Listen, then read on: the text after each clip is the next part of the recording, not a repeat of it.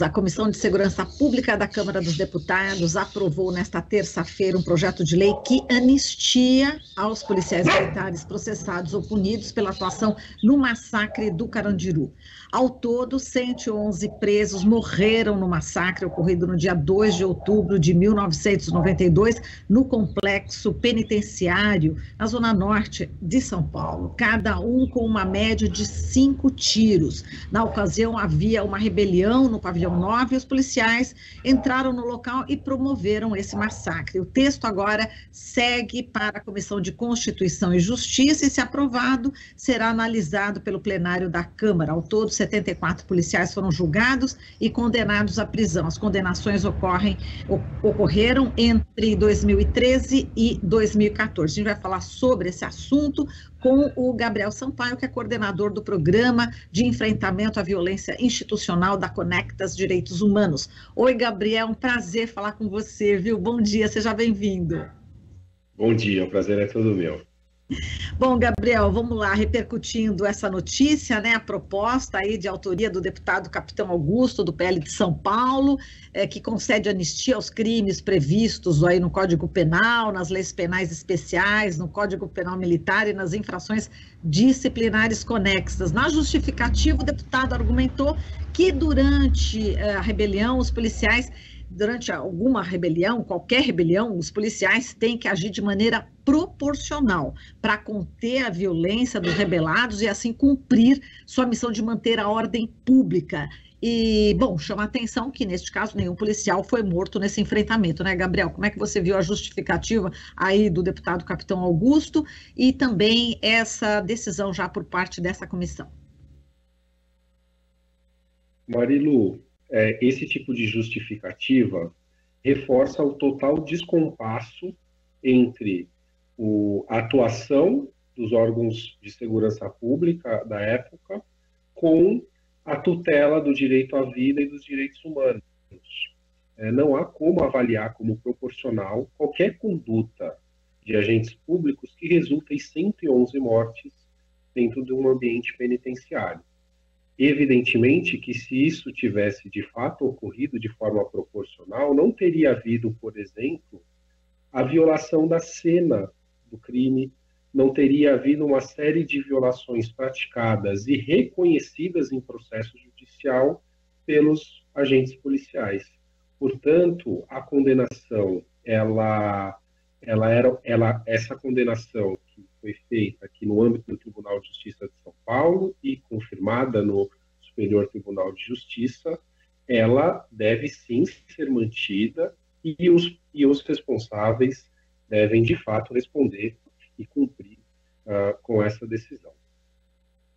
Agora, Gabriel, o deputado federal Sargento Faur, do PSD do Paraná, né, que foi o responsável por relatar esse projeto, diz que os policiais envolvidos no massacre do Carandiru são, abre aspas, né, são verdadeiros heróis, deveriam ser condecorados e que o judiciário, aí, como é muito chula, né, a expressão, eu vou soletrar para não ficar assim tão agressivo, ele diz que o judiciário CAGA e ANDA para a sociedade brasileira, né? E ele disse que esses policiais precisam de sossego. Como é que você viu essas declarações aí do deputado federal Sargento Faur? Essas declarações vêm no momento eleitoral, né? Então, em que forças ultraconservadoras têm tido dificuldade em apresentar para a população respostas em relação às diversas crises que nós estamos vivendo. Em alguns casos, até respostas em relação às suas propostas para a segurança pública, que são propostas que deixam a população em total ausência de proteção e de direitos. Quando um agente público defende que o Estado descumpra a lei, que o Estado viole os direitos humanos, esse agente está abrindo uma porta muito perigosa para que esse descumprimento à lei se generalize, para que as forças de segurança sejam contaminadas pela ilegalidade. E quando uma força de segurança do Estado é contaminada pela ilegalidade, toda a população está desprotegida. O Estado e as forças de segurança no Estado democrático de direito devem cumprir a lei, devem cumprir os tratados e os acordos internacionais de direitos humanos, devem proteger a vida. E a atuação dessas forças de segurança dentro da legalidade é uma garantia da democracia. Esse tipo de fala, lamentavelmente, só encontra espaço para aquele público autoritário, aquele público que, infelizmente, joga contra o Estado democrático de direito. Exato. Outra declaração aqui do deputado Sargento Faur, ele diz o seguinte, né, que é impossível, né, determinar se houve excesso doloso ou culposo e ainda individualizar qualquer conduta dos policiais. Como é que você vê também esse argumento? É um argumento descabido, é um massacre praticado por forças de segurança, é um massacre reconhecido na esfera judicial, reconhecido em relatório da Comissão Interamericana de Direitos Humanos, reconhecido pela prova dos autos, né, e o Poder Judiciário, nesse caso, funcionou no sentido de permitir o devido processo legal, foram apresentados recursos, e em algum momento houve até a avaliação sobre o conteúdo da condenação, uma tentativa de anulação, a partir de uma decisão do Tribunal de Justiça de São Paulo. O Superior Tribunal de Justiça revalidou essa condenação. Portanto, é importante que as regras do Estado democrático de direito valham para todos. Tem alguns grupos, né, e essa fala revela, que o Estado democrático de direito, as decisões judiciais, só valem quando se aplicam contra aquelas pessoas que esse tipo de parlamentar classifica como inimigas. Se a condenação serve para condenar um preto, pobre, periférico, um adversário político, o Estado democrático de direito funciona. Se a condenação ela se dirige contra o público que pessoas como esse parlamentar defendem, aí o Estado democrático de direito falhou. Não é assim. Né? Então é preciso reconhecer, dentro do Estado democrático de direito, a decisão judicial, especialmente quando ela impõe limites aos agentes públicos, especialmente aqueles que têm o monopólio do uso da força. Nós não podemos defender uma sociedade, é impossível no Estado democrático de direito que as forças de segurança que detêm o monopólio do uso da força, da aplicação da lei e da justiça, não tenham controle. Isso é uma contradição que não cabe dentro do Estado democrático de direito. É preciso ter controle, é preciso responder pelos excessos, é preciso prestar contas para a sociedade. No caso de um massacre, é impossível considerar que tenha havido um abuso numa condenação em relação a esses agentes públicos. Exatamente. E, Gabriel, você citou, né, a questão, né, a violência contra os negros e pobres. E foi exatamente o caso ali no Carandiru. Muitos negros, né, muitos pobres, justamente foram assassinados, né? Esse público, né, da periferia, negro, enfim, geralmente são o alvo mesmo da polícia. Olha, nós não podemos entender nada sobre o autoritarismo no Brasil sem compreender o racismo estrutural.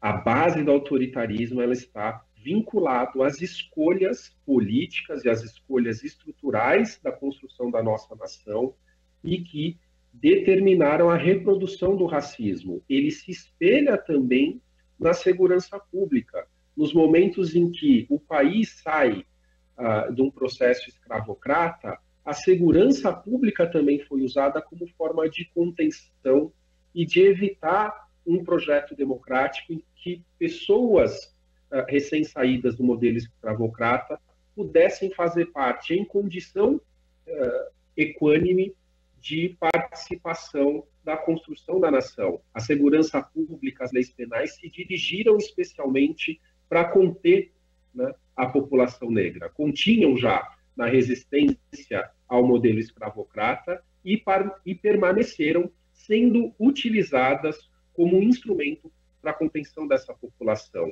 Institucionalmente, e enquanto nacionalidade, né, o nosso país teve dificuldades em enfrentar esse processo. E as medidas efetivas de combate ao racismo, elas começam a ganhar corpo a partir da Constituição de 1988, É só recentemente, do ano passado, que o Brasil internaliza a Convenção Interamericana, que torna a norma constitucional, por exemplo, a construção de políticas públicas para o enfrentamento ao racismo. Isso é historicamente muito recente. Então, o país terá dificuldade em enfrentar o racismo estrutural, em estabelecer políticas antirracistas que tenham reflexo no sistema de segurança pública e no sistema prisional, se não encarar de frente essa questão e esse problema. Implementar medidas que contenham o abuso estatal. 80% das mortes violentas, dos homicídios praticados por agentes do Estado, são contra pessoas negras. Nenhuma democracia é saudável com esse retrato. E nenhuma democracia pode ser assim considerada, mantendo esse traço tão racista. E, Gabriel, só para a gente terminar, qual que é a expectativa, né? Causa aí apreensão em relação agora a esse projeto de lei, né, de anistia aos policiais militares, enfim, que atuaram no massacre do Carandiru, agora na CCJ, né, na Comissão de Constituição e Justiça. Qual que é a tua expectativa? A expectativa é que, inclusive, as instituições se manifestem contrariamente a essa anistia. Afinal, é preciso também cobrar das instituições que se manifestem em relação a isso, que contenham e que promovam o controle do abuso e do arbítrio dentro das suas fileiras. A sociedade civil permanece atenta e vigilante contra esse tipo de aprovação, e o conjunto do parlamento também tem uma responsabilidade, e temos a expectativa que faça valer essa responsabilidade com o Estado Democrático de Direito. Nesse momento eleitoral, infelizmente, algumas forças ultraconservadoras conseguem visibilidade com esse assunto. Nós fazemos questão de responder à altura, de usar desse espaço para demonstrar a inconveniência desse tipo de atuação, mas temos certeza que é um tipo de atuação que tem vida curta, né, e que, tanto institucionalmente quanto no âmbito da sociedade civil, nós teremos capacidade de rejeitar esse tipo de matéria. Tá certo, Gabriel. A gente agradece aqui a sua participação. Forte abraço e esperamos contar com você mais vezes. Um abraço, contem comigo. Um bom dia. Bom dia. Falamos aqui com o Gabriel Sampaio, coordenador do Programa de Enfrentamento à Violência Institucional da Conectas Direitos Humanos. Estamos apresentando Jornal Brasil Atual. As notícias que os outros não dão.